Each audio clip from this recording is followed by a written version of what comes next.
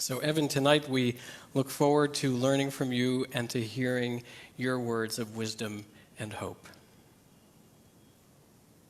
Thank you. Shabbat Shalom, everyone. Shabbat Shalom. Feels really grateful to begin Shabbat with everyone.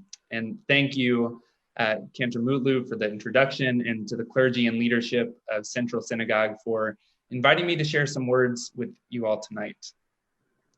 Like many of us, the last few weeks have been exhausting for me. Since the police murdered George Floyd in Minneapolis, I've been through a whole range of emotions: sad, angry, anxious, and overwhelmed. And I still remember the moment that I first heard the name Michael Brown and how he was killed in Ferguson in 2014. And these were the same spread of emotions. 6 years apart, the same result, the same intense feelings. Over the last few years, each time another Black person was killed by the police, my heart sank even further and my mind became even more hazy because I knew that this injustice would be another hard, frustrating, alienating conversation with my beloved Jewish community. I knew that there would be other Jews that wouldn't feel that police brutality was their issue or their fight, that saying Black Lives Matter would just be too much for them right now. But for me, a biracial Black Jewish man who is a descendant of slaves in this country, I can't separate myself from this issue. It is personal every single time. And it's not only police brutality and wider systemic racism, it's the racism that exists in our own community.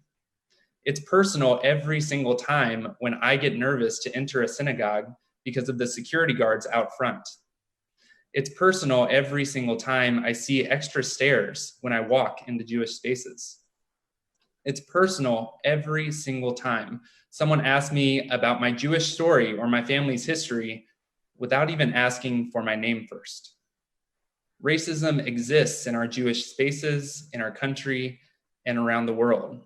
And it's causing deep, irreparable harm to Jews of color and people of color everywhere. And yet, with all of the pain from the last few weeks, built upon 4 centuries of racism, hatred, and bigotry toward Black lives, I am hopeful in this moment. I'm hopeful because of all the members of the Jewish community who are opening their eyes, hands, and hearts to create more justice in this country. Jews who have stopped using their views or opinions about Israel as an excuse, and that's what it is, an excuse, not to support this movement.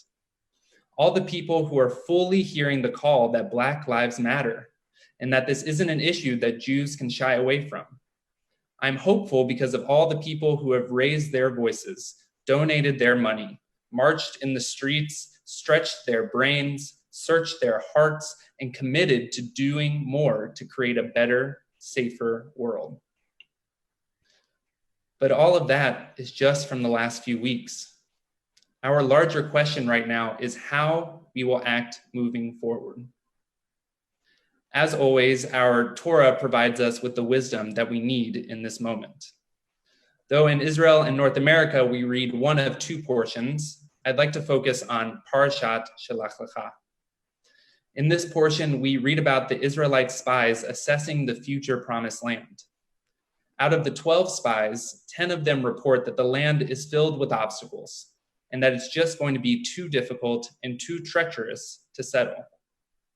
The other 2 spies, Caleb and Joshua, saw the same landscape, and yet they provided a different report, one filled with a hopeful promise for our people to succeed, grow, and thrive in the promised land.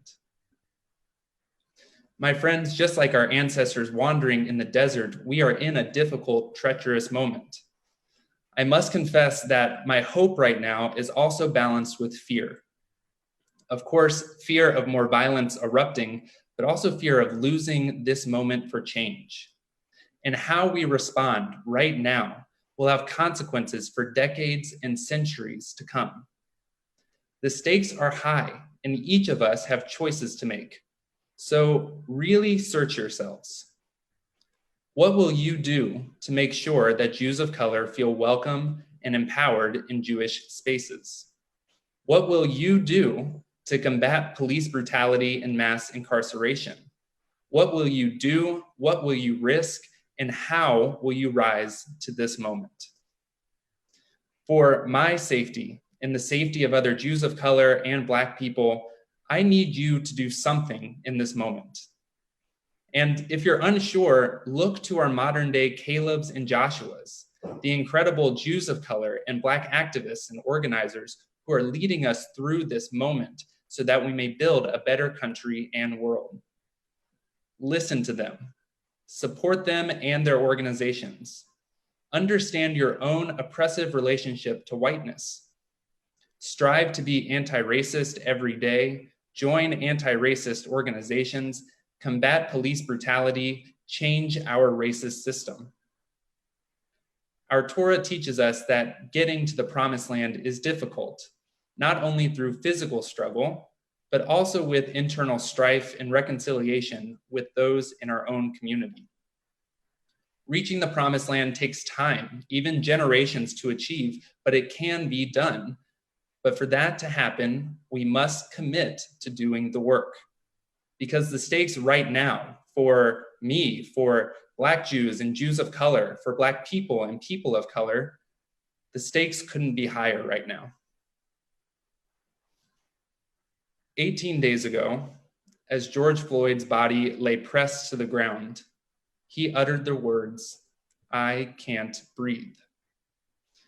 In our holy tradition, breath is sacred. It is a gift from God. For all of us who have breath now, let us take a breath together.